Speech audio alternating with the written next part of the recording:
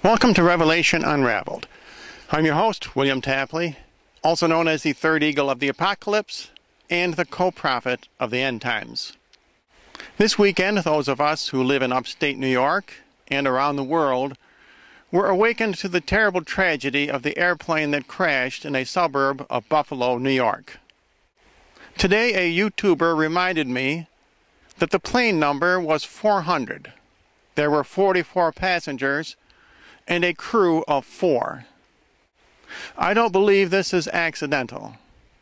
444 is a very evil number. It is very similar to the number 666. It is an end times number, and it is also associated very much with the fate of the United States of America. As you know, our last president, Barack Obama, is our 44th president, elected on the 4th of November. He is also the leopard, as found in Daniel chapter number 7. And he is the last king of the south in Daniel chapter number 11, who will provoke the last king of the north, who is the premier of Russia, into World War III.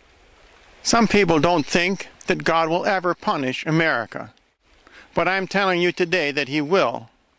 St. John mentions 3 crimes in the book of Revelation that will lead to the destruction of Babylon, which is America and England and the rest of the West. Those 3 crimes are abortion, the occult, and financial greed.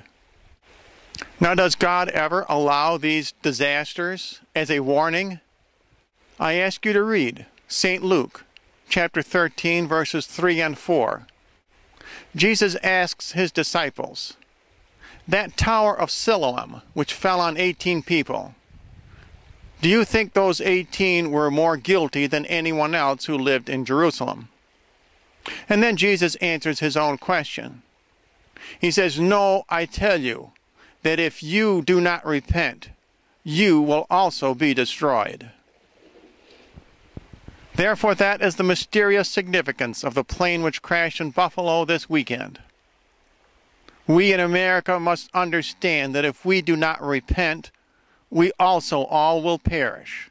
America is going down in flames, just like that jetliner. Thus we know that those who died in Buffalo this weekend were no more guilty than the rest of us, but all of us will perish, as Jesus warned in Luke chapter 13, unless America repents. And remember, as I always say, God reveals the future to us, not to scare us, but to prepare us. And as always, I leave my address on the screen if you want to contact me for more information.